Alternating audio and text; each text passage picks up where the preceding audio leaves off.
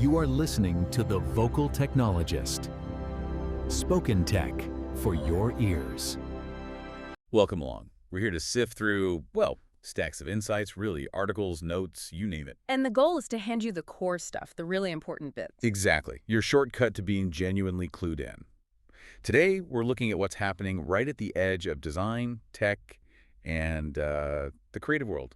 Lots going on there. For sure. So let's kick things off with hardware. How are the big tech players pushing design boundaries right now? What are we seeing? Well, the rumor mill is buzzing, as always.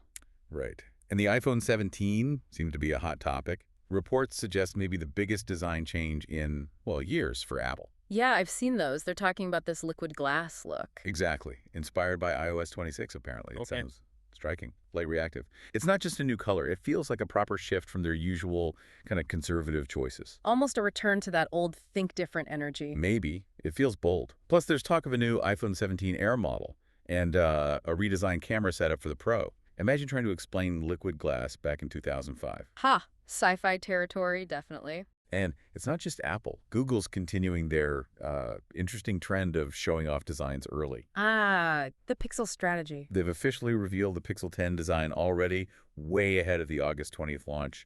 Looks a lot like the Pixel 9, insiders say, but with a third camera on the back. yeah, likely a telephoto. It's almost like they're tackling leaks by just leaking it themselves. Well, it's one way to manage the conversation, I suppose. Does it steal the thunder from the actual launch, though? Or is it smarter these days with leaks being unavoidable? Good question. But beyond the marketing games, what's really interesting is that push from Apple on the visual design, that liquid glass. These feel like more than just tiny updates. They're pretty bold statements on hardware aesthetics. Yeah, challenging their own history a bit. Definitely. And that hardware change kind of sets us up nicely for something arguably even bigger for designers, how we interact with tech. Okay. Let's talk about this concept that's sort of quietly changing things, the Model Context Protocol, MCP. Right, MCP.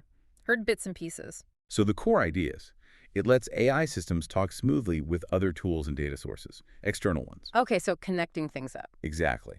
What that means for you, the user, is doing complex stuff across different apps, but just by talking to the AI Yeah. in one conversation. Ah, so no more jumping between 5 different apps to get one thing done. Precisely. Imagine the AI handling your calendar, email, project tools, all working together in the background. Sounds powerful, but what does that mean for, say, UX designers? That's a huge shift. It really is. We're moving away from designing just single apps towards creating these intelligent workflows where the AI is the conductor. Orchestrating tasks across different systems. Yeah, and that needs totally new design patterns, things like conductor interfaces, these AI hubs managing tasks, and intent-based navigation. Intent-based, meaning the system figures out what you want to do, not just what you click. You got it. It guides you proactively based on your goal. That sounds almost utopian. But are there pitfalls? Is there a risk of losing the human touch or maybe over-automating? Potentially, yeah. That's the challenge. But connecting it back, this isn't just tweaking things. It feels like a really fundamental change in how we design digital experiences. Absolutely. And for designers who really get these MCP-enabled workflows, well, that offers some pretty significant career advantages, I think. Understanding how AI bridges these gaps, that's going to be essential. Non-negotiable, maybe. It's easy to get swept up in the tech side, isn't it? Yeah. But what about the people actually doing the creative work? Let's pivot a bit to the human element. Good idea. Creative careers and, well, just staying sane. Exactly. We're seeing this growing trend, right? Creators leaving the big traditional network agencies, going independent. Definitely noticing that. What's driving it, do you think? Well, research suggests it's often frustrations with, the bureaucracy, the investor-first priorities sometimes. People are looking for more creative freedom. Closer client relationships. Yeah, and work that feels more meaningful. Yeah. Without all those layers of process that can sometimes just stifle things. Makes sense. Cutting through the noise. And tied into that, especially in the, let's face it, high-pressure 2020s, is self-care for creatives. It's become so much clearer that it's not a luxury. No, it's essential. Absolutely vital for a sustainable creative life. People are actively turning to nature, movement, sleep, creative play, just intentional downtime, trying to avoid that burnout. Crucial strategies. It reminds me, a designer friend recently said, her best ideas now come when she's just walking her dog, not staring at a screen. It's a real shift in defining work. That really highlights something important.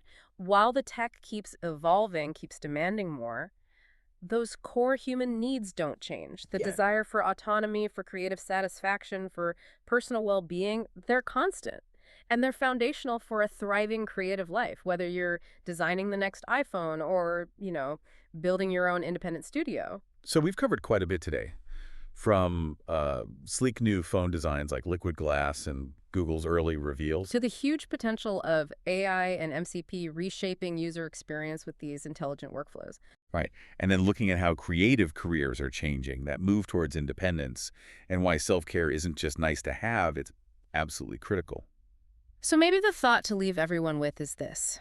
As technology keeps integrating deeper and demanding more from us, how will you consciously design your own life? How will you make sure both your professional growth and your personal well-being can thrive together? A really powerful question. That's all for this analysis. We hope you feel a bit more informed and maybe a lot more curious.